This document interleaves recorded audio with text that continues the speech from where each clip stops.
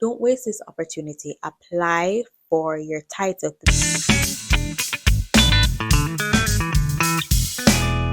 Hey everyone, welcome back to my channel. Welcome to Kimberly's Corner. Okay.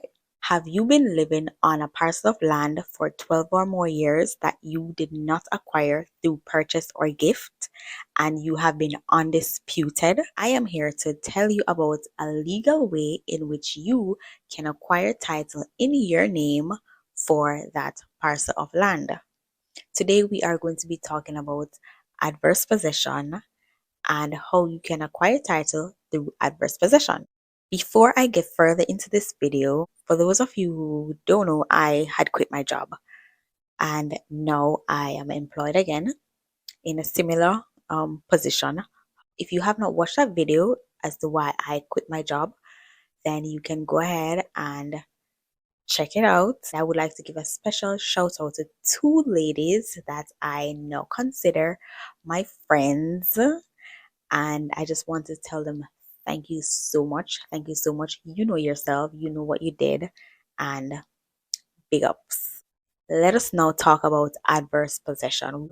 By definition, adverse possession allows a person who is in possession of land to obtain good title if the paper owner fails to assert his or her own superior title.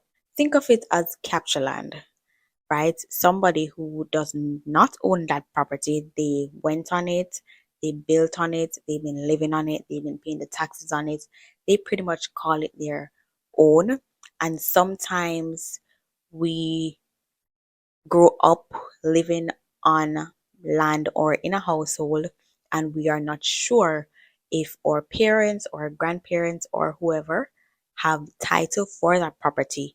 We grow up and we say, okay, this was my mother's land, this was my grandparents' land. You were born and you were raised on this property, and the truth is there's no documentation that any of those persons ever owned that parcel of land. So that is pretty much capture land.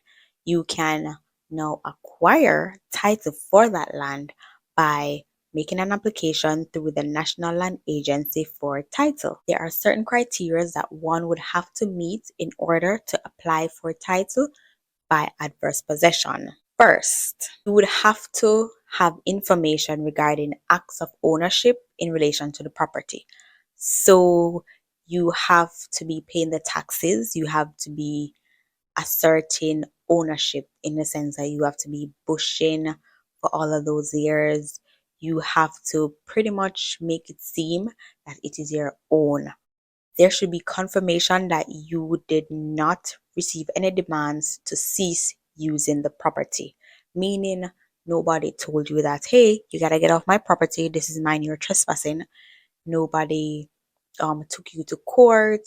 You had no confrontation with anybody to get off the land because it's not yours. So you should be in open, undisputed, and undisturbed possession of the property. And this should be for 12 or more years. In some cases, it can be 30 years or more, but it depends. Not usually it's 12 or more years. Now we are going to talk about the list of things that you would need. So you need to have the name, contact number, address, occupation, and age of two persons who know the land and can attest to you living on it for 12 or more years undisturbed.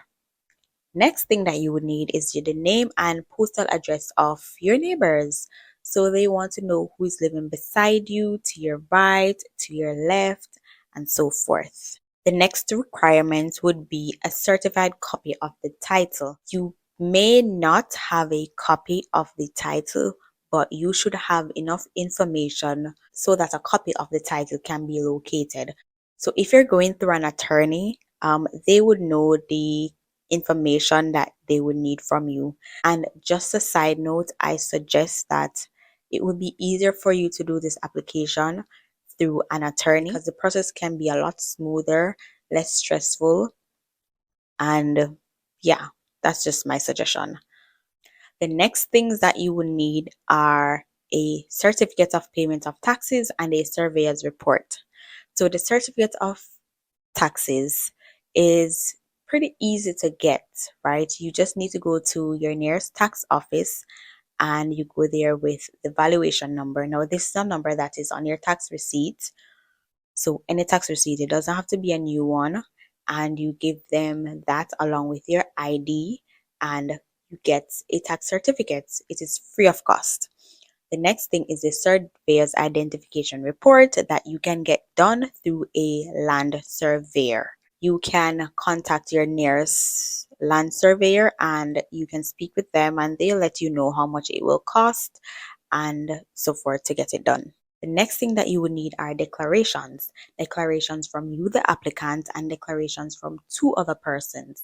So your declaration would pretty much be information that you already know. So your name, your address, your occupation, how you came to be in possession of this land. It's pretty straightforward. The next declarations would be from two persons who know the history of the land. So usually they ask for elderly persons because they would more know the history of the land. The same two persons that I mentioned earlier that you would need their name, address, telephone number, occupation, and age for, those are the same two persons that you would need to use here. And it is better if they're 50 and upwards.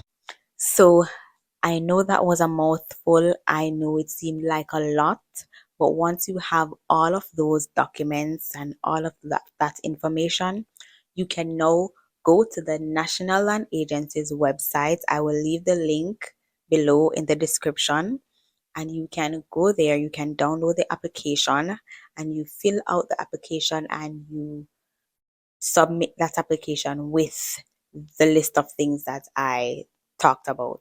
So as I said before, you can go through an attorney at law, you can go through the National Land Agency, and you can go through Geoland to do your application. I know your application will be successful because you will go to your attorney at law to get your application done properly so that you can get your new title. I would also like to make this disclaimer that everything that I've shared in this video is general information and it should not be substituted for specific advice you should get from an attorney at law or from the National Land Agency. I will implore you to look into this, look into whether or not you have proper documentation for the land that you're living on. Look into your family land because some of us were living on land that our grandparents were living on it and it got passed down. But do you actually know who truly owns this land? Like, do you truly know? And if it is that you've been living on it for a certain period of time, don't waste this opportunity. Apply for your title because having land is an asset. Land ownership is an asset. Thank you so much for watching, and I'll see you in the next video.